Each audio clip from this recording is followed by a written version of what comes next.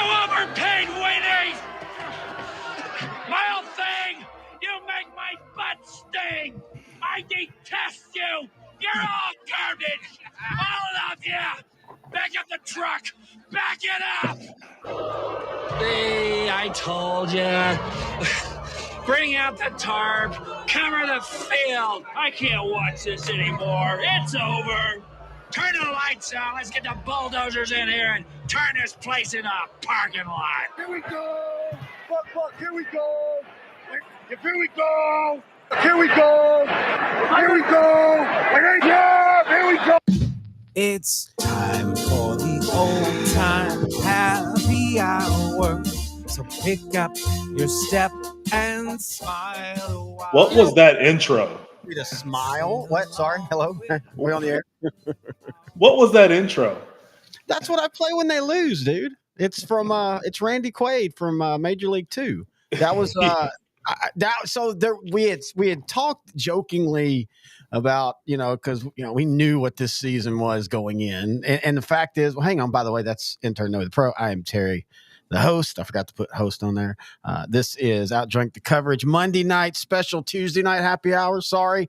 Internet issues that we had a few weeks ago came back yesterday. I will not name the company because one day I would like to maybe have them advertise with us. But hey, next time you're doing a planned 6-hour switch out of equipment, I'm 100%. I understand that happens. Let us know. Just send us an email. Hey, because then we could have not even tried to plan. So I do apologize for that. Hey, man, I was curious about what we would have on numbers wise here on Tuesday. We've already got 4,900 into the room. Hello, everybody. But anyway, so the bit was going to be that, I'm the jaded fan and every week I was going to be like that. And it's just, I'm not good with doing those kind of bits when we're talking sports. I just want to talk sports. But anyway, yeah, that's from him when, he's all excited. Have you seen Major League 2? I have, yeah. Yeah, so when, he's all excited at the beginning of the year, they're getting the new Dave Parkman, and all that. And then the Indians come out sucking, and so he becomes that hated fan. So anyway, by the way, next time we watch that movie, I want to show you one of my favorite sporting shirt things that was going for a while. Was these old school, they would be it would say 1977 Cowboys, and they would have their team picture on the shirt, and on the back it would have all the numbers, like their the season, who they beat and all that. And it was done this old school where it was you could barely see it. You could make it all out, but I'll just have to show you. But anyway, that shirt shows up there. I always remember that because that's that and the starter jacket, which everybody remembers, that. I'm just talking about the early 90s when things maybe were a little bit better for us. That's all I'm saying right now. Dude, this sucks. And I'm just going to go ahead and say it right now. I am drinking 99 proof root beer for my shame shot. And I have a new rule that you're going to really, really fucking hate, dude. We have to do a shot per loss if there's consecutive losses. So the Dallas Cowboys have lost deuces in a row. That means not one shot of Stro for you, young man. Oh, come on, dude. Hey, I'm doing 99 proof root beer and 101 turkey over here. All right. Some of your 101 turkey. That's actually really good. You're welcome. Yeah, I kind of took a little drink while I was waiting for the music. I was like, okay. I don't like just the regular wild turkey, but I do like the 101. So that has to be the most frantic open I have ever done, by the way. Let me go get my bottle of Stro. Okay, he's going to go get his bottle of Stro. Give me 10 seconds. We'll give him 10 seconds. Real quick, we will announce, if you did not know, the Ravens acquired Deontay Johnson from the Carolina Panthers today. That's going to be an interesting one. He's been kind of overlooked as Xavier Leggett has kind of taken over as one of the big receivers for the Panthers. So they get Johnson off to the Ravens. He promptly was very happy. All right. So I've got my root beer. All right. I got my root beer. We're going to do back to back. You ready? We hate you, Dallas. Now I'm doing wild turkey. Ooh. One chaser. Wow. Where did that come from? The Eagles mad. The Eagles like, I'm tired of this. There we go. All right, hang on. All right, ready? Mm-hmm. Oh, it's so bad.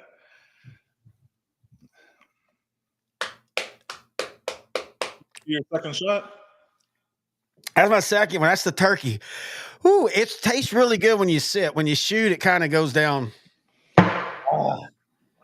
Oh, this is going to be one of those shows. Oh, I hate you, Dallas, so much. I hate you, Dallas, so much. If you do not know, the Dallas Cowboys lose again. Oh, wait. Before we begin, I already know how you're doing. Are you Well, going to continue drinking with 99 or are you going to drink something else? no, I'm back to Good Night Loving. Okay, cool. I got the turkey that I did a shot of, and there's actually a little bit. I still have a little. I didn't actually use a shot. I just kind of poured, so I might sip on that a little bit too. But no, I've got the Gator Tail in full force here. Got the Gatorade. What are you drinking? How are you doing? I'm doing better now. I think my recovery over Cowboys losses is shorter and shorter, so that's a good 100%. thing. 100%, dude. Yeah, mental health is a serious thing. Now, go ahead. Sorry. Angel's Envy. No, this is the triple oak.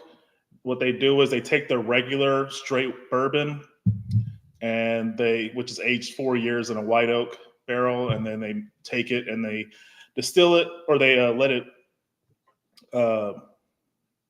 basically sit in 3 other oak barrels, triple oak. One is I love how you did triple oak. Chinkapin oak barrels, a Hungarian and French, and then the blender kind of decides how much from each barrel they take, and each one has a distinct flavor. So this is pretty good. It's kind of smooth to start, kind of like cherries, and then it finishes with black pepper, so a little bit of a spice at the end. I really like it. So cheers, buddy, and let's start talking about the week that was, week 8 of the NFL season, and we're going to talk some college football too, right? Yeah, we're gonna the one good thing is there's no game, but as I pointed out to you earlier, we never actually follow the game. That's why the last time he was in studio, and we'll do this every time in studio, probably we'll watch the game in the living room because of it being on the screen. Because when we're trying to watch on our laptop and computer, we're also looking up stuff and all that. So anyway, we usually don't really watch it or anyway, but it allow us to kind of tonight to go back to kind of an older school off-season show. Of course, we're going to talk the NFL, but we'll use like the last 30 minutes to kind of bounce around other sports. I want to talk the World Series. I want to talk Stars. I want to talk the Dallas Mavericks. Yeah, already. Yeah, I take an energy drink, and then also Sunday Sunday morning is we go to Dutch Brothers every Sunday morning, and we get us pay me or not, one of the best drinks going. And so I usually get what's called a double torture. It's chocolate milk, vanilla milk, mocha, and 2 shots of espresso. And then sometimes if I get a medium, I'll do that 3rd shot. And so Sunday was definitely a 3rd shot day. I told you, I said, woo, if you listen to Sideline, you know this, or if you see if you know me personally, my mother-in-law fell and broke her hip last Friday, not this past Friday, the Friday before. And it just turned the whole week. It wasn't her. It's the fact that that woman at her age is still watching dogs. And so we had to go watch the dogs that were there. And so it was a crazy week. So when the wife was here this weekend, she immediately hit the shots of Tawaka. And let's just say we ordered Taco Bueno. We don't remember eating it. And Saturday, she spent 90% of the day in the bed. Like we went to the hospital to check on her mom, make sure she's doing good, and then right back to bed. So yeah, my weekend has already been like that. You bring up a good point though. And some of this is age. I will say this 1,000%. Some of this is age, and as you get older, priorities, things like that. But when did the Cowboys loss stop really bothering you? And I don't mean like the crazy losses or the wins that become losses. You can those can still sit with you. But I'm just talking about just like the last 2 weeks. When did you stop caring so much? Man, that's a good question. Some people say as you get older, you have different priorities, and so losses don't hurt as much. I think your competitive nature, if you have one, wanes. It's definitely waned in me, and you and I have talked about that. And no, don't tell me I need to take. I got low T. I'm talking about it's just I just I still love to compete, but it's not like there's. I guess I don't think there's a sport now that when my team loses, it bothers me like it used to. Yeah, I mean, when I was younger, when I was elementary, junior high, when they were doing well, it would bother me. Like my Mondays would be terrible at school. By Tuesday or Wednesday, I'd be okay because they typically were going to win 3 out of 4 games anyway. So I was like, okay, whatever, mulligan. But yeah, now I mean, like just the Monday morning, I wake up. I guess it's because I'm just busy outside of the show. Yeah, I just don't tend to think about it as much. Like it sucks in the moment because I still love the team. yeah. And honestly, this season I would just put an asterisk toward it as far as my feelings go, because you and I both knew going in this was not going to be a great team. We figured maybe they could sneak in because it's a weak NFC at 9-8, 10-7. But I mean, they don't have a running game. There's a transition on the offensive line. They lost some defensive starters to Washington. You see how good their Washington's doing right now. Yeah, we'll talk about them here, of course, in a minute. I will say this: how they came into the season, I was jaded, but I also still had that hope because Dallas has actually done this the last few years, not every year, but there has been seasons where it's like, man, they've got a lot of questions. There's no way that all comes together. And then boom, Brandon Steele as a rookie plays right tackle like a 3-time All-Pro. Now he plays it like he's never played the game before. But he solidifies that side for a whole year. And boom, just going back, Darren McFadden runs for 1,000 out of nowhere when they shouldn't have a running game, and almost brought them back into playoff contention on a bad team. And so they always kind of did a good job of at least every other year shirking all that and being like, hey, we're going to figure this out. I just don't see it now. I don't see it now. And the funny thing is, saying all that, they're just 3-4 and their schedule gets really easy. Yeah. I guess what the concern is they were road warriors. They were 3-0 on the road. They had this close loss to the 49ers on Sunday night. Well, now they can't win on the road. Hang on. Okay, so let's get into the game. How close do you really call that loss? Because this is a lot like Baltimore. Now, the only difference this time is in the Baltimore game, Dallas never got the ball back to have that chance. Damn it, they got the ball back this time. To me, this is a closer loss than the Baltimore loss was because Dallas legitimately had the ball. If you drive down, you can win the game. Yeah, in the Baltimore game, they became one of 2 teams this year to recover an onside kick. So that's why it became, from 28-3 to 28-25. But yeah, like you said, they didn't really have the ball with a chance to win because they tried another onside kick and it didn't work. In the Sunday night football game recently, they had almost 3 minutes left, and they had the ball at the 25-yard line, drive it down like they did the prior 2 drives and score a touchdown. And, the play calling was terrible. It was 4 straight incompletions. They didn't even gain a yard. Yeah. 3 minutes left. This is legitimately one of those games, one of those moments inside a long season that teams, and folks, I'm not saying they're Super Bowl bound, but teams that win Super Bowls that maybe start out slow or they have that moment in a game. You and I always reference 1995 Giants, Kevin Williams diving catch on 3rd and 10. In my opinion, it saved the season. And you listen to Aikman and them, and they legitimately first time thing they talk about, if somebody says, what did it for you in 95? Oh, Kevin Williams made that catch. It completely changed everything, blah, blah, blah. And they don't even drive down the field. They don't even I just don't know, man. I feel like there is some handshake agreement with Mike McCarthy that Jerry's like, hey, look, we screwed this season up. Don't worry about it. I'll bring you back next year. We'll redraft. We're gonna get a top 15 pick most likely. We can shore up a couple things. I don't know, but there's nothing. There's no ingenuity in this offense, and McCarthy has been pretty good about scheming pretty well the last few years that he's been here. Yeah. To a point, yeah. I mean, the offense was looking. This is my whole issue with the Cowboys post-COVID. They had the 12-win seasons, but it's almost like they always do it against. They always pad their stats against mediocre teams. Do you notice though that every team is doing that now? That's every team.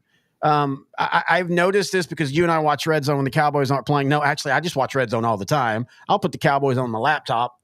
Well, that's what I told you. That's why I got NFL Plus this year, because I don't plan on watching the Cowboys every play unless it's a Sunday night game, Monday night game, Thursday night game. I don't mind when they're in the 3 o'clock, because even like Sunday, there was more 3 o'clock games than there normally is. Yeah. By then, no, I'm kind of, like if the Cowboys aren't playing, a lot of times that might be a nap moment for me, especially if the wife and I have been cooking and drinking and all that. But my Sunday ritual is making sure my phone's at 100%, because we text so much during that first 3 hours, and then by the afternoon games, I know you're napping because there's a big lull in our communication. So yeah, it's funny you say that. So I'm going to swing all the way, and you and I message a lot, but we're talking about, okay, that's Sunday night. Okay, here we go. We're talking about, we're talking uniforms. Broncos versus Panthers look good. At least the Chiefs Raiders look good. You hate the Washington look. I hate the Washington look. Not their normal. I don't like the all black. It just doesn't, it's weird. It doesn't fit anything about them. All right. And then scroll down to 7 o'clock on a Cowboy game. I need to do a line of Coke and hit on an A. Oh, that's what we're talking about, Washington. Here we go. Oh, no, that was the Hail Mary. We'll talk about that here in a minute. That third down call, geez, 5 minutes later, and our defense still sucks. Then you say, ugh, Mason looks hurt. I say, he'll only have 250 yards now. I said, Purdy looks terrible. And then you're like, those Dallas PFF ratings are so bad. That's all we talk about, man. Like, we're so given up. And to be fair, we were giving up last year, even though they were going 12-5. And I still think there is a world, if they were to improve enough to get to the playoffs, this season would make them a better playoff contender, because they've gone through a lot of crap. Our biggest issue with the 12-5s are, like you're saying, they're beating up on the teams that they should. They were beating up on them early, outside of Arizona last year. So people don't at me with that. We know one game. We're talking, 3 years now. But yeah, dude, it's just they can't even do that against bad teams. It's the Giants, and it's 23-16, and the Giants kind of had a chance a few times. In fact, Daniel Jones had a great first half against Dallas. He had a great first half last night too. I feel bad for him, but anyway. Well, I really felt bad for him remember I sent you that link from the 5-point bids guy? Yes. They were going for. Well, first of all, I hate when coaches look at analytics. If you're down by, if you score a touchdown and it's, you're down by 8, just kick the extra point. Be down by 7. Don't think too far ahead. Just focus on what makes sense. Have you noticed more and more will go for it? I can't remember who it was yesterday. Went for 2 when they were down 10-9. They just scored, and it's like, unless you see something on film, hey, this is our. Usually, every team will have 5. These plays should work no matter what. I guess Dallas doesn't, or they probably use their first 5 in the first 5 plays, and everybody's like, Mike, no, you're not supposed to use them all at once. But yeah, they went for 2 when they were down 2-9. I get it, be aggressive at times, but yeah, I'm like you, and also that play calling. Okay. The play calling in of itself is not a bad idea. He was right. It's sort of a swinging gate style. And what we mean by that is you had Daniel Jones, the center, and one guy at the snap. You had everybody else to the far left, and they basically had a wall. And the rule in high school is you look, and if you have numbers, you swing the gate. If you don't, you just come back in. Now, in high school, in pro, you can't really do that. I guess you could with your kicker, but you can't really do that, because then you have to call a timeout and they have to replace the ball. It's a little different. But Well, I'm not sure. Oh, so Well, and to clarify, this is the Monday night game. Giants at Steelers. Giants just scored. Instead of going for an extra point, they're going for 2 points. Go ahead. and all the guys are split. And as 5 points point out, by the way, check out 5 point vids. He's actually, his best thing is his stadium stuff. He's real big into finding unique and crazy stadiums, and you know, you and I eat that stuff up. But and so the problem is they're not set to play. They're looking at Daniel Jones and waiting for the snap. There's no signal. So as soon as they snap, it's just like what happened to Dallas against San Francisco, the infamous Zeke Elliott. You're predicated on the other team not being aggressive. Well, when they're aggressive and your one guy just lets the dude run past him, it's going to blow the play up. And it blew the play up. I mean, they're actually lucky it wasn't a pick too. Yeah, because Highsmith could have gotten that interception. Well, I guess for 2-point conversions, it would have just been like 1 point or 2 points. Is it 1 point? I can't remember. It's always anyway. I think it's biggest, 2 points if you block a field goal. It's 1 point if you just return. Okay. Maybe I can't remember. I know you get a point or two. Yeah. My biggest gripe with this was the offense. The guys on the left, they all saw the ball being thrown to the receiver, and they just stood there. It was like they were not prepared. And I felt like I really felt Daniel Jones's anger at that point because he was pissed off right after that didn't work. He was, going to the sideline. Him and Brian Dable all day were talking. I felt bad because he did have a good game, but he was just like, I really like, if I was him in that moment, I would have probably done the exact same thing. I would have been cussing and pissed off going to the sideline. This is a tough loss. I mean, they kind of held a really good Steeler team in check. Well, the Steeler style keeps himself in check. Yeah, I mean, it's kind of a copy and paste of what they did against the Jets the week prior, or Dallas. Dallas. It was like a dull first half, and they kind of opened it up a little bit in the second. But I am actually happy that Najee Harris actually had another 100-yard game, but he's also not running 3 yards a carry. Like he's getting big yardage now. So it seems like that might be their recipe for success. I mean, Calvin Austin returning a kick for a touchdown and catching a touchdown also helps. But I think they might have found something there. Well, and one of the other guys we watch, I can't remember who it is. He does I know who it is, but I can't think of his name. But he does a kind of little skits about NFL in the situation, and it was Russell and Justin Fields, and he's playing the characters, but he says it right. He goes, bench warmer. Yeah, is it bench warmer? Yeah. Bram. Yeah, Bram is his name. Bench warmer. Check them out. Again, we watch a lot of this stuff, and that we hope some of them find us. But he said it best. He goes, "You got to stop. You're so afraid of making a mistake. You're not understanding that your fear of making the mistake is what's keeping you back." It's the same thing I always had with Tyrod Taylor and Jacoby Brissett a little bit. You can't, and this is why it'll bring me to my favorite NFL player, Jameis Winston. Because Jameis Winston, it's balls hanging out. Like, dude, he's going to throw it. And if you say, dude, why did you throw that? Well, I thought I could get in there. There were 5 guys there. Okay, I'll just throw it harder next time. I mean, that's the same reason why a lot of people love Brett Favre. Yes, but Brett Favre was doing it in an era that you could still do that. Yeah. Again, I said it on the post. I actually was kind of impressed with the wording I used. I said, efficiency might win you champions, but it's killing sports. Because variety is what makes sports. How do different teams find a way to win in different ways? And there's always going to be a set core of principles, a foundation to winning. But how you build everything else, like your foundation might include a 3-bedroom house. Mine includes a 4-bedroom house, that kind of stuff. That's what makes sports fun. And we're in this era now where you and I talk about it. I've straight up said, I think you barely see it, but, they broke me too in 2012, but they corrected that last year. But I'll be honest, I was bored watching some of the games all last year until the playoffs because baseball, I love the sport. Baseball is a boring sport because it's 99.9 mile an hour fastballs and home runs, and that's it. Yeah, the efficiency points might say that's how you win, but that's ruined baseball because we don't have the St. Louis Cardinals of the 80s who were throwing the ball or steals and doubles and bunts, and one time they literally almost bunted 5 in a row to get 2 runners across. There's not the pitching staff of the Braves where you had a hard throwing lefty, a crafty lefty, and then Mike Maddox and his 45-mile-an-hour fastball that would dance all over the place. It's all the same players, and football is becoming the same way with quarterbacks. Yeah, it really is. But you bring up a really good point about variety, and I think that's actually killing the quality of quarterback play. I mean, it's just the offense is now. Granted, it's always a swing. So in about 2 years, offenses will be probably the majority running the ball again because running game will be back and running backs will be getting a lot of money. Who knows right now at the NFL? I don't know if running backs will ever get money again like that.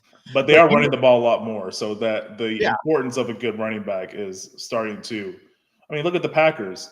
They throw out Malik Willis; he's never looked better, and now, but they also have Josh Jacobs, which really helps Malik. Yeah, Willis. but Malik Willis had Derrick Henry. Well, Tennessee, which I was proven wrong this season, they have a lot more issues than just having a good running back. I think I've always agreed with you that, in fact, that was been my whole thing with Tennessee is they built the roster like they had a 10-year quarterback pro. Instead of building the roster with youth and trying to and Mason Rudolph looked solid at times. Look, Mason Rudolph's not a starter because he's Mason Rudolph. Again, these backups will either come in for their team or they end up at another team. And in 3 or 4 games, you'll be like, man, that dude could start. Yeah, but being an NFL quarterback ain't 3 or 4 games. It's the thing you and I always talk about, Grant Goodwin and I always talk about is Babe Laufenberg. He himself will tell you I was one of the worst quarterbacks to ever make the league. If you were to go out even today at his age and throw the football with him, and he's only throwing 60% of what he could when he was a pro, we'd be like, oh my God, it's the greatest dude I've ever seen throw the ball. But you put him in the pros and he couldn't do that. Well, he couldn't even do it one game. But, so you're 100% right. I agree with you on running ball. We even predicted that this past year, and it's happening. We said it. Safeties are going cover 2 safeties in the backs. They're boxing everything in. So your decisions are you throw everything underneath, or you run the ball to bring the safeties back and then go over the top. That's fun football. But that kind of football will lead to some interceptions, will lead to some mistakes because you're not throwing the ball 4 yards down the field safely. You're throwing the ball 70 yards like Anthony Richardson, and it's gotten him in trouble. Well, right now he just got benched today. That's what I'm saying. It's got him in trouble. He's being benched. And I love Joe Flacco. But the thing is Joe Flacco is doing the same thing, but we give him, or not we, the Colts will give him leeway if he goes for 2 touchdowns and 2 interceptions. They're not doing that for Anthony Richardson. And what do you think of him being benched? I don't have a problem with it as long as you don't lose him. Like if there's this, people always say, well, once you bench him, you can't go back. Yeah, you can. 1,000 times people go back, whether it be because they need to, like the Patriots this week with Jacoby Brissett going out, or the guy you put in just is so bad you have to go back. You can go back to the guy. For him, it's all, I hate to be the cliche movie guy, but Anthony, this is a learning experience. You can take it for that, or you can make it personal. Your choice. I mean, that's really what it is for him. Learn from this. I thought Bryce Young looked good for one drive yesterday when he stepped in to start, and then he quickly devolved back into Bryce Young. Honestly, I think some of that is the talent around him. Yes. They've attempted to address that, but it's just not there. I hope their head coach doesn't get fired this season. I hope he gets like another year at least, because I really liked what he did at Tampa as offensive coordinator.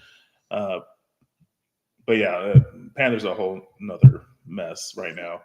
Oh man, that's what. Oh, you had talked about House earlier. I had an epiphany this weekend watching the Cowboys. Wait, was that the stripper you were talking about earlier? No, what was her name? No. Yeah, you can't have an epiphany on Epiphany. No. So with the Cowboys, and I've always brought the house analogy for building your team. Yes. The foundation to me is a line. You got to build your offensive line. You got to build your defensive line. You got to, then you build out. With the Cowboys, I realized that all they really care about, I'm not sure when I say all they really care about, I'm not sure if I'm talking about Jerry Jones. I'm not sure. I guess Jerry, because he's the ultimate decision maker. I think they really only care about like star players, not really building an entire team. Like you look at these really good teams like Kansas City, Buffalo, they have a lot of depth. They have depth at really key positions that go unheard of, like, you know, middle linebacker, off ball linebacker, guard, you know, special teams. They have all these like depth at certain spots that are not glamour positions. And I'm looking at the Cowboys. I'm like, they pay all this money for Diggs, and they're about to for Parsons.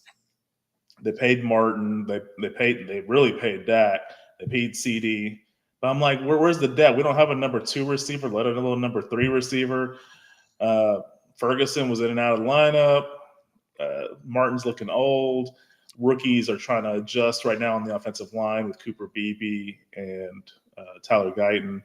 Well, the offensive line, though, is the argument against what you're saying, because for the last 10 years, 12 years now, I keep wanting to think that 2009 was 10 years ago. No, it was 5 years. Or it was 15 years ago now, Terry. But 12 years ago from on, they built a good offensive line. They did, but I'm just saying what the issue I think with the Cowboys is they're buying for the house. They're buying a $25,000 painting to put up on the wall. They're buying the 85-inch TV. They're buying the California king size bed. I kind of feel like you're judging me because I just remodeled my house, and I'm not saying we have a California king size bed. I'm just saying, but anyway, no, you actually are building your house better than the Cowboys are building the organization. Oh, that took because you did the gutters, you did your roof. No, you did a lot of improvements to your house. I really like what you've done, sir. And then you had the coat of paint, which also helps. Okay, so the what I was trying to say was, to me, that's the problem with the Cowboys versus what I consider really good teams in the NFL, like Detroit, Kansas City, Buffalo. I think those are complete teams. I think those teams have addressed every position and added depth. So if someone gets injured, plug and play. They have someone ready to available. And they might not be as good, obviously, because they're not starting, but they'll be good enough. I don't think the Cowboys have that anymore. Okay, let's break this down. This is why I love these nights. Run sheet be damn. We're bouncing around talking some sports. I think Jerry Jones at the end of last year did the first part of a 2-part situation that nobody thought he had the balls to do. And that was not completely dismantle a 12-5 team, but take a team that's won, 36 games over 3 years and hasn't been successful in the playoffs outside of beating Tom Brady, and then said, screw it. We're not going to just be 12-5 next year because I think it's going to put us right back in the same situation. And we've proven for whatever reason, this group can't do it. The problem is part 2 of that is when you clean that house, you got to restock that house. And I think so I'm looking at this 2 ways. Here's the positive version. The hubris got to them. They thought, hey, we always, like I just said earlier, they always, defeat the bad expectations every year since 2010. When everybody was ready to say, this will be the year Dallas sucks, they would have a good year. And so maybe the hubris got them. They like, hey, we'll draft Tyler Guyton. And I think Tyler Guyton is going to be a perfectly fine tackle. You see all the tools there. He's there. And also you go look at who he's played, and he's also gotten really unlucky he's literally played, I think it was of the last 10 all pros at linebacker or defensive end, outside linebacker or defensive end.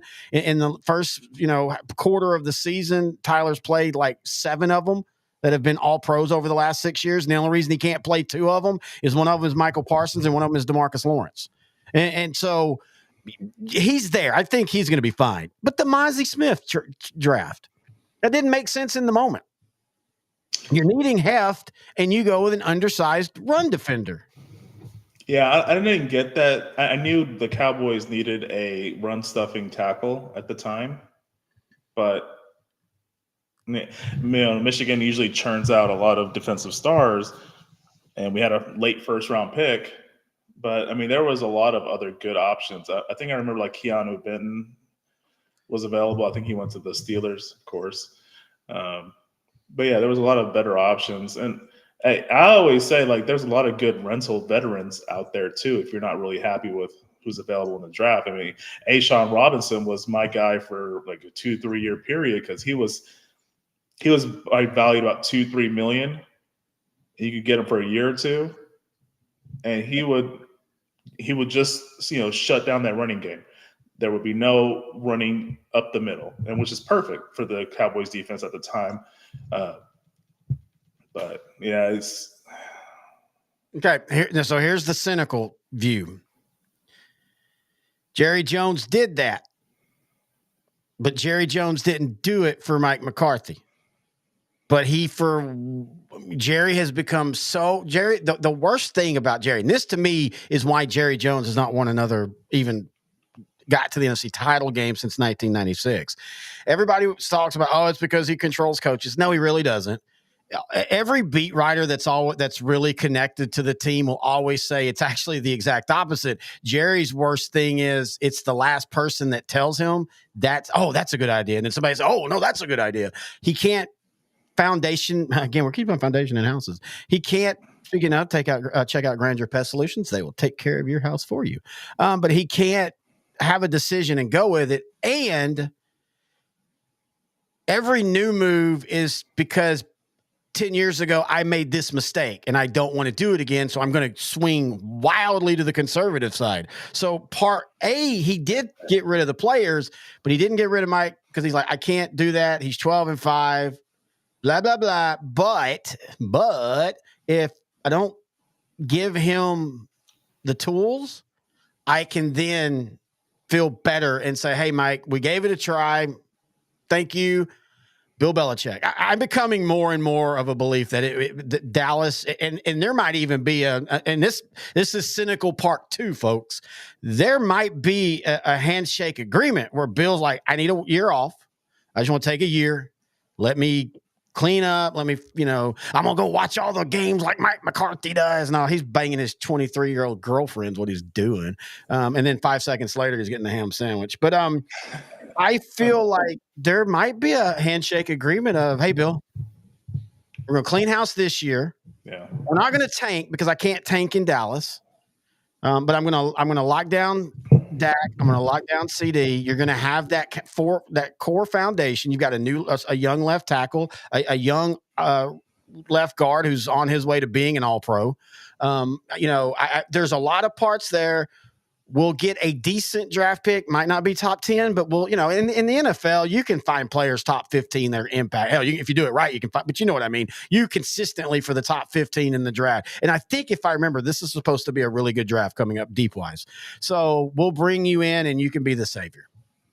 Well, Bill Belichick, he'll just trade out of the first round. That is his typical MO until Brady left. But do you see that happening? I mean, no, with the deep class, then he'll find somebody he really wants. No. I mean, do you see that path for Dallas? Do you think that there's a chance that this is a wink and a nod with Bill? We're gonna, we can't completely tank because again, it's Dallas. You can't completely tank, but Belichick has been very open in his love for Tom Landry, and to an extent, the Dallas Cowboys. I think this is the job he's always really wanted, just never had a chance to be it. And then he was just too successful with the Patriots to ever leave. He built his own dynasty somewhere else, which is pretty impressive, obviously. Greatest coach in the modern era. He has, if this, events happen, he could definitely, he would be coming in with a top flight receiver, quarterback, pass rusher, which, that's his favorite position. What have I been saying all year that Dallas should switch to? 3-4. And Bill Belichick is a great 3-4 defensive coordinator by heart. That was his past, especially with those 80s Giants. Carl Banks, Pepper Johnson, Carson, George Martin. Burt. Everson Walls, who's, by the way, a finalist for the Hall of Fame, as is Darren Woodson. So, speaking of that, beginning of the season, we attempted to do, for every Monday night game, we pick a player for each team. I have to do that today. Sorry. So, the one I wanted to do was Jim Catvage and Larry Brown. Not Larry Brown we know with the Cowboys, but Larry Brown. He was a tight end / basketball coach, lineman for the Steelers in the 70s. Basketball coach, Larry Brown. Yeah. The head coach Larry Brown won a championship with the Pistons. Former SMU head coach. Not either one of those guys. God, could you see Larry Brown trying to play left tackle in the 70s? Oh man, that would have been glorious. No, but Larry Brown was one of those that, again, like you're talking about, for all the star power that the Steelers had, you don't win without your Larry Browns. For Dallas, without your John Nylans. Guys like that. John Nyland, though, you can make the case. Injuries cut short a Hall of Fame career. He's one of those guys I've always known the name, but then as I got older and the internet and stats, and you go back and look at his and how many All Pros and stuff, and you're like, golly, he was 2 years away from legitimately being a Hall of Fame player. Man, so with Jim Catvage, he was a Giants lineman in the 50s and 60s. His rookie year, they won a championship. This is pre-Super Bowl era, so it's 56. But he played his entire career with the Giants, and I thought it'd be perfect to pick him because his birthday was October 28th of 34, exactly 90 years ago yesterday. So I thought it would have been nice. And he's a guy that also really should be in the Hall of Fame. He was a guy that through our research in the offseason when we were doing our top 5 greatest Cowboy rivals, I think number 5 was the Giants. He was one of those star players that we highlighted on the show. He was just a great player for a team that his first 5, 6, 7 years, they were really good, and then he just kind of fell off in the later part of the 60s. So you don't really remember his name in history, but he's a guy for the Giants that was very good. He had over 90 sacks. He's a guy that should have probably been in the Hall of Fame. Probably will eventually get in. He died almost 30 years ago. Larry Brown, he was just a really good, solid contributor, very consistent year to year, very dependable and reliable. Yeah. So.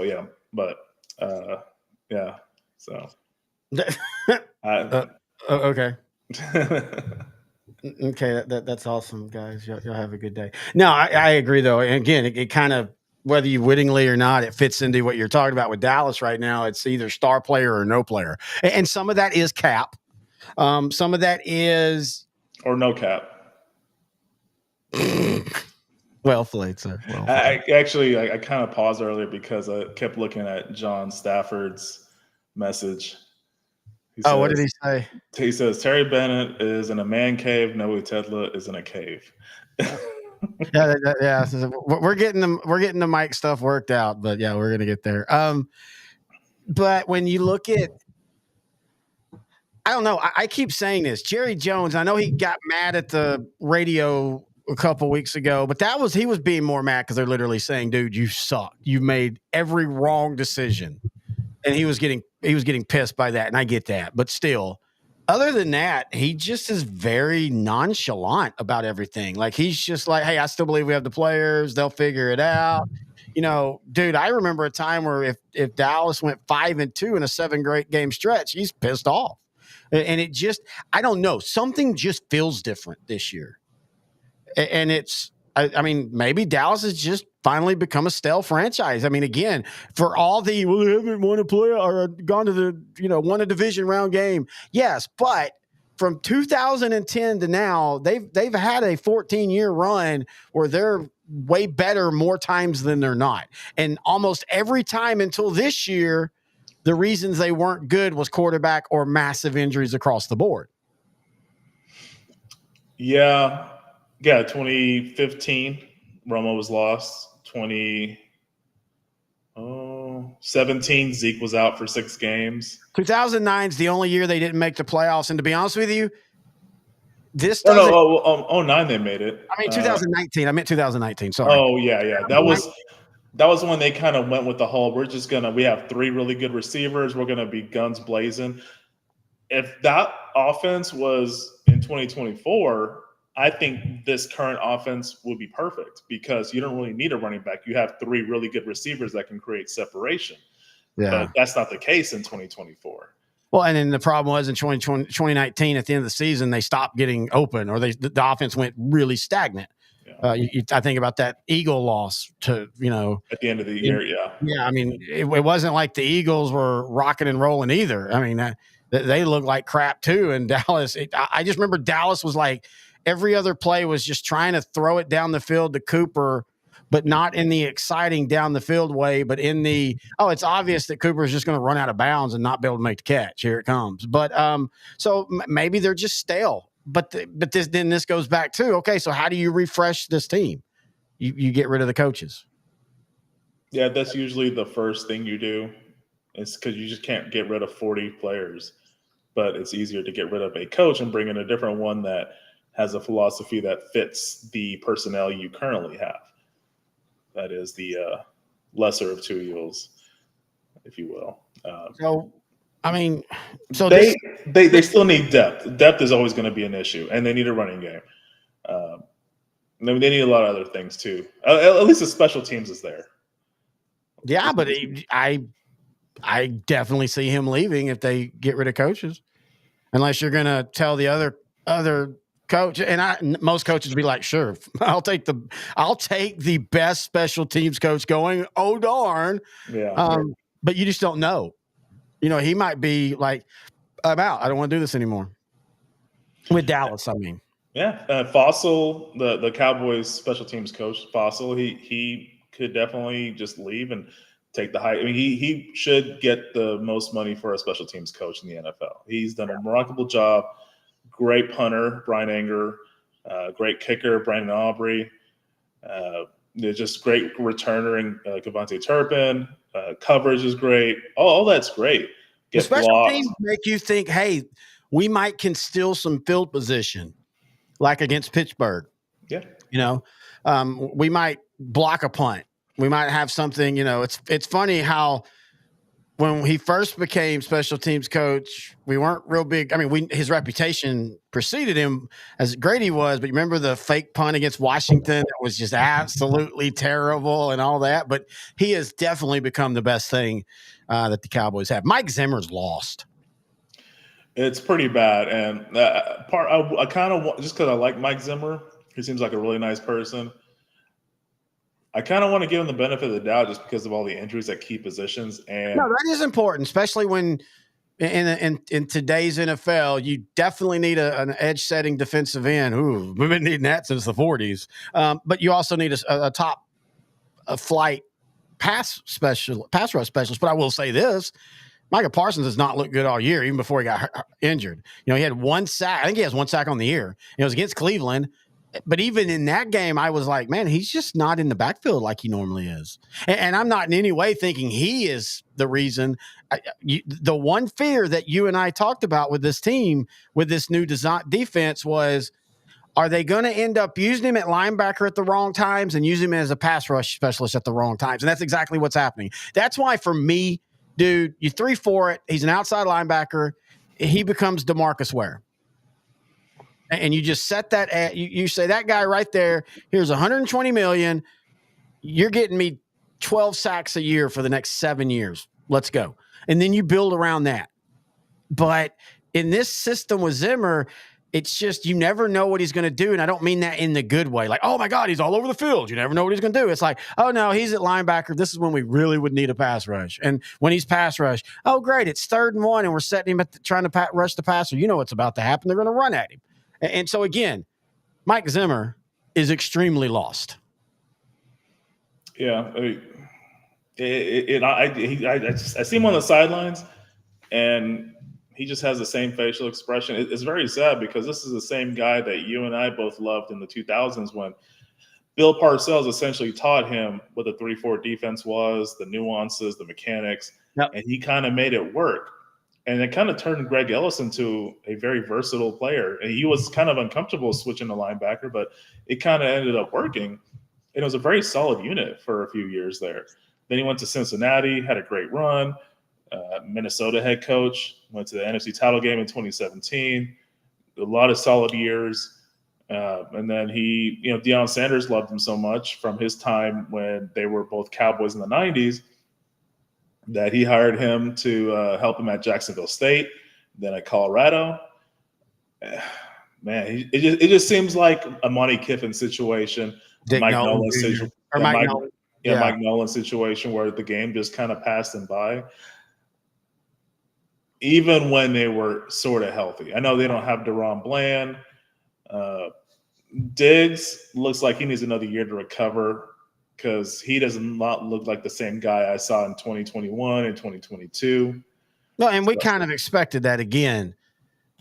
A knee injury takes a year, and it's just now been about a year. I think he was week 4 or 5. It wasn't in preseason. It was in regular practice. But again, also, you're also just seeing what happens to a corner when he has no pass rush. Yeah. Yeah, he kind of had the benefit of different scheme, the 2021 to 2023. And he was able to just play a little bit more street ball, essentially. Yeah. And it really benefited. Like 2021, he had a lot of turnovers. 2022, he became a better cover corner. And he was actually really good in 2023 until he got hurt. Yeah, he was on pace. I remember that first Giant game and just watching him just actually play corner and not play yard ball, like you said, and not just peel off of one guy, but sticking with the dude and sitting on his hip and keeping him in phase and not letting the guy get, too far outside of him. And then this year I see all that, but you can just tell, and you just hope it's not Michael Gallup knee where it never, that's the thing about those knees. Yeah, a million people can have ACLs and be 100% and sometimes even better because all the rehab strengthens your leg. But there's 10 to 20% that they just never, they lose that step and they never get it back. And, and for Michael, the difference is though, Diggs can fly. Gallup, his whole issue, that was the one knock on him was he wasn't a speed guy. He's a possession receiver and he has to work to get open, and you throw 50-50 balls to him. That's his strength. And so I still think there's hope for Diggs. Again, there is so much about this team and folks, if you're watching the Cowboys this year and you think Dak is a big problem, and I do think Dak is becoming an issue, but not in the way like that. I think you can just tell he's starting to look like the Dak that got sacked 1,000 times against Atlanta that Sunday night, where he's thrown off the back foot as soon as the ball snapped because he didn't know what else to do. Yeah, Tyron Smith should have won MVP in 2017 after that game. That one game. I guess we can't talk about Trayvon Diggs without talking about the post-game situation. And I guess, what are your thoughts on that? Where he basically, a reporter was talking to him, and then he just kind of lost it and had a little shouting. Well, no, the reporter wasn't talking to him. What happened was Diggs goes into the locker room after the game and immediately goes to social media and probably searches his name. And Mike Leslie of WFAA, who's a really good reporter and really good, very fair, I guess, I haven't seen the tweet, but I guess he kind of I don't know if he outright said it or he just basically insinuated that Diggs might not have been trying on a certain play. And so Diggs comes out of the locker room to find him and to get mad about him or get mad at him. So that's the part I saw on the video where it was after the game and he was chewing out a reporter and went back into the locker room. I didn't know that part. So, Mike McCarthy basically said, he can't be doing that. But what are your thoughts on that? Like, do you think that it shows weak mental toughness, or it's just in the moment he's just very frustrated, he just needed to express himself? First off, somebody needs, and I know he's not the only one, but don't go on social media as soon as you lose a game. He should never have went out and said anything. If you want to say something, wait. So if you don't know, there's a cooling off period, and first off, I don't think locker rooms. The media does not need to be in the locker room asking questions 10 minutes after a game. I don't get that. Is literally a drama created atmosphere of when they did this, people will say stupid shit in the moment because they won't have time to think. But anyway, that's precisely why we do it. yeah, it's exactly what I do, and that's fine. Entertainment. That's what sports is, folks. That's the other thing we talk about. And I've told you 1,000 times. Sports changed for me the night I went and watched Texas lose to Colorado in the 2002 Big 12 championship. I was there. I saw the collapse. All Texas had to do was beat Colorado, a team they had soundly beat earlier in the year. All they had to do was beat them, and they're playing in a national title game because Oklahoma had gotten upset by Oklahoma State. And then I can't remember who got beat that day that got them in. But anyway, they lost, but the game was so amazing. 38-36 or whatever the final actually was. Amazing game that I realized, well, shit, my team lost, but that was awesome. Like, oh my God, that was a great game, all that. So anyway, yes, it's drama created, and I get it. If Diggs truly felt that his desire or effort was being questioned, I get being mad, but I think McCarthy said it best. You just got to shut up. There's a video of Mike Tomlin talking to an offensive lineman, or maybe it was a defensive lineman, about getting mad and getting into a fight while the clock is running and the Steelers are needing to move down the field in a hurry. And he said it best, sometimes you've got to swallow your pride because it's bigger than you. The cause is bigger than you. That's one of those situations. Diggs should have bit his tongue. And if he had an issue with him, say something later. Even if you say it in front of the media in press conference, just don't go out. That's the bad look. Walking out and doing it just makes you look petty at that point. Yeah, just keep going further on that. It's something like his kids will see in the future. Mm-hmm. It's a sad moment in his dad's career. It's always going to be replayed, and it's always going to be brought up. And I kind of feel bad for athletes because of that, because especially now, especially with social media, they'll be memed and gifted or gifed, however you prefer to phrase it. They're under a microscope. Like your mental toughness needs to be ramped up. You need to be able to take criticism. You need to be able to take stuff like that, because if you blow up one time, it's kind of over for you as far as never gonna be made fun of. You're gonna be called out, and you're always gonna be judged based off of your past. Yeah, I don't know if it's that big. It really depends on what happens in his career. If he becomes Ryan Leaf, well, then yeah, you're going to always see the video of Ryan Leaf yelling at the reporter and getting all in his face and all that. That was his nexus point. That was the point of no return for Ryan Leaf. Well, and if Diggs, if he continues to struggle and then in 2 years he's out of the league or he's off the Cowboys and, they've just cut the contract up, then yeah, that will be, people will remember this. If he gets back to being Diggs, it will be forgotten as long as he doesn't do it again. Now, if he does it a second time, well, then yeah, that definitely. So I guess it just, it's up to you, dude. If you get better on the field, people will forget this. If you don't, but yeah, everybody loves a good comeback story. Everybody loves a good comeback story. We'll get back to next week covering all the games, but I want to talk about some other ones. I want to talk about the Texans. Do we talk about Diggs being hurt or Anthony Richardson basically giving up on the play? Yeah, I thought he got hurt. I did too. And again, that's where when you go to the media, be smart. All you had to say was, "Oh, the dude fell on me. I lost my breath. He tweaked. He kind of twisted my ankle. I was really worried about that." I guess give him credit for basically admitting, "Yeah, I was tired. I was really tired. Oh my God, did y'all see me out there? I was scrambling. I was breathing hard. I was like, whoo, coach." Take me. You think Joe was sitting on the sideline, he's smoking that Camel, thinking, "All right, I'm out for the wait, what? Oh, okay, God damn it! Give me here. Take my beer, put it in the freezer. Let's go."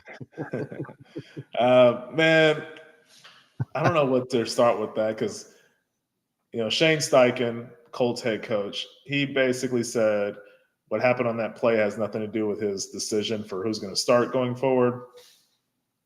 But you kind of know it does. When you have your quarterback giving up on a play, I'm going to call it that because that is what happened. I've never heard of a quarterback saying he's too tired. You have running backs, linemen, receivers exerting way more physical energy. Now, I know quarterbacks exert a lot of mental energy. Yeah. But the physical energy exerted by those other positions far outweighs what a quarterback exerts physically. And for the quarterback to have to take a playoff, to me, it's unheard of. It probably has happened. I've never researched this. Again, you don't admit it. Well, mainly because I never thought I would have to. So I think Steichen benched him because he needs to learn a lesson. And we'll see what Flacco does. They're in a position where they can compete for playoffs. They're 4-4. And that's why they made the decision. Right there is why they made it. They are being smart. Because here's the deal. I jokingly, but either Richardson learns from it or you realize he's not the dude. Let's go. Let's just cut bait and swim. And I think you could – I don't know if they do it that quick because I do want to remind everybody Anthony Richardson has looked really good at times. He's also only played 10 total games. People forget last year he was out for basically after 2 plays. And that does bring back the question of the injury issues. Is this are you hurt or are you injured? But you give him that learning experience and you have enough talent to make the playoffs. Again, as great as the AFC is, there's always going to be that last 2 playoff spots, the 2 wild cards. That'll be a couple teams that are they're up and down. It's just the way the brackets work. You're going to have teams, like Cincinnati that just doesn't pan out, things like that. So I think this is the best of both worlds if Anthony Richardson handles it right. Oh, yeah, I really think so, too. But I don't know much about him and his personality to be able to make that decision. But, yeah, if he handles it right, he has all the tools. He just needs the game experience. And the Colts are right there. I mean, as of right now, I'm looking at the playoff standings. They're number 8, so they're 1 game out. The Chargers currently at 4-3. They're at the 7th spot. So they're right there. And if you look at the Colts schedule, they play at Minnesota on Sunday night this coming week. That'll be a big game. That'll be one of the big games to watch next week. They host the Bills, tough. At the Jets, who we don't even know if this Jets team is going to be any good. They got Devontae Adams, Rodgers. They lost. Reddick back. Huh? Oh, yeah. Yeah, Hassan Reddick, their pass rusher, is back, and they've lost 2 straight games, and 2 more straight games. I think they've lost 5 overall. So that might be a win right there. Then they have a tough game hosting the Lions, but the Lions again. I know you and I disagree wildly on this, but the Lions defense will keep opponents in the game, and the Colts with Joe Flacco and Jonathan Taylor, Thomas Jailer, they can move the ball. Even with Anthony Richardson, you've seen them move the ball. Yeah. And so I don't think that's it's a tough game. Don't get me wrong. Then you have the Patriots. Okay. You know what you're going to get there. You have the Broncos who feel like the team that's going to collapse at the end of the year. Because, man, they're winning in the most ugly ways, but not like Pittsburgh ugly. Just how do they keep pulling this out ugly? I mean, it could be – okay, so the Broncos won 28-14 against the Panthers. They're not good. Bo Nix had 4 touchdowns. I started him in one of my leagues because I knew they would win, and I knew he would have all the opportunities to score. And then Sean Payton was trying to run up the score, which is a whole other story. That was weird. That was weird, and the Panther, J.C. Horn, the secondary player for the Panthers, has some issues with Sean Payton about that. Again, going back to Diggs, just shut up, dude. Yeah, he already got – I mean, he opened the season by getting torched by Rashid Shaheed. Oh, yeah, like the first play of the frigging game. Yeah. So, anyway, going back to the Colts, I'm looking at 5 games they could possibly win. Jets, Patriots, Titans, Giants, Jaguars. So they'll put them at 9-8 without even thinking about how these teams are going to perform toward the end of the year. So, I mean, they'll be right where they were last year. Again, relying on a veteran quarterback. I remember they were playing for a playoff spot last year. Yeah, they were. I mean, if a running back makes a catch, Yep. They Good beat point. Houston and win the division. Yep. So they were that close. But yeah, this is a good Colts team. I mean, they can run the ball, they can defend, they have a solid line. They just need the quarterback to really put them over the edge. I want to say kudos to the Texans. They're learning how to win ugly. Yes, that is the sophomore year learning phase for D'Amico Ryans and for CJ Stroud. You don't have to just throw up gaudy numbers. You don't have to hitch this team on your back. You can use the talent around you. Mixon's been coming up big when he's in the lineup. Dude, if we weren't in such a quarterback heavy MVP thing, Mixon would definitely be in the talks if he keeps doing this, because the difference in the Texans offense with him and without him is mind blowing. Yeah, it's almost like, I guess there's really no other comparison, to be honest with you. I mean, when he's not in the lineup, they're a total different team. They're going to miss Stephon Diggs. Now, recently it was reported that Diggs tore his ACL. He'll be out for this season. Nico Collins should be coming back, though, at some point. So at least they can do the replace. But I mean, they've got Diggs for a reason. They wanted more weapons on the offense. Yeah. But with Schultz in the lineup, they still have enough players. So and Diggs has become even with Nico out, Diggs is becoming a third option. Not a bad third option, but I mean, still, it hurts, but it doesn't. Oh my God, hurts. Now, this is how you wrap things up. If he had, say, a Noah Brown, that and we'll finish the show up talking because I want to wrap it up now. I'm getting tired. But it's an hour. Yeah, but it's one of those nights, and also I got some stuff. And also I feel like we're reaching a natural point. Just hang on. Best game. Well, I don't want to say best game of the year because the game was ugly, but best finish, best 1 minute of football in 2024 was of course Jaden Daniels throwing the Hail Mary, and it gets tipped at the 5, which is so funny because Romo and Mike, I think it was them, wasn't it? They were talking about, do you bring in Marcus Mariota to throw this? Because the one thing Jaden Daniels doesn't have a 90, he doesn't have an Anthony Richardson, just pure arm. And so that was the question. But him not being able to reach the end zone is what allowed that play to happen. And I still contend, unless you're Aaron Rodgers and you throw it the way he does, and he throws the best Hail Mary there just consistently, I would prefer you throw it to the 5 and play tip drill, because everybody instinctively is going to go for the ball, just like what happened.